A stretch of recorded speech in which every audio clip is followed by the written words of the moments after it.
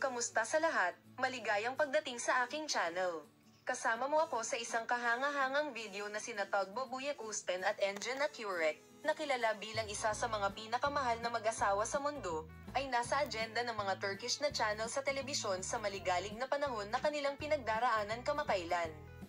Si Tagbo Buyak-Usten, na binanggit sa unang pagkakataon pagkatapos ng mga salita ni Engin Akurek na, "Wala nang tagba sa buhay ko," ay lubos na naapektuhan ng kanyang mga tagahanga at ang mundo ng magazine sa kanyang emosyonal na mga ekspresyon.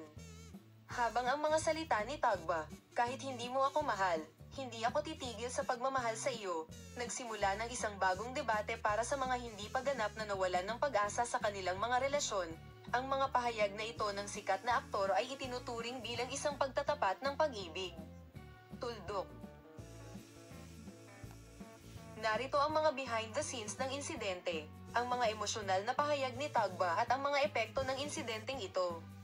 Sinagot ni Tuba Buyak-Usten ang mga tanong ng mga mamamahayag sa isang event na dinaluhan niya kasama ang kanyang malalapit na kaibigan. Gumawa siya ng mga kapansin-pansin, salungat na mga pahayag tungkol sa kanyang relasyon kay Engin Akurek. Sinabi ni Tuba Buyak-Usten ang mga sumusunod. "Lahat ng tao nagkakamali. Nagkamali din ako, marahil isang pagkakamaling hindi mapapatawad. Pero gusto kong malaman mo ito. Ang pagmamahal ko ay walang katulad. Si Engin ay isa sa mga pinaka-espesyal na tao na nakilala ko sa aking buhay. Ang pagkawala niya ay isa sa pinakamasakit na sakit na naranasan ko."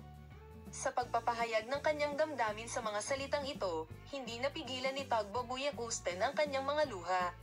Sinabi ng kanyang malapit na bilog na ang aktor ay nagkaroon ng napakahirap na oras sa panahong ito at madalas niyang ipahayag ang kanyang mga pagsisisi tungkol sa nakaraan sa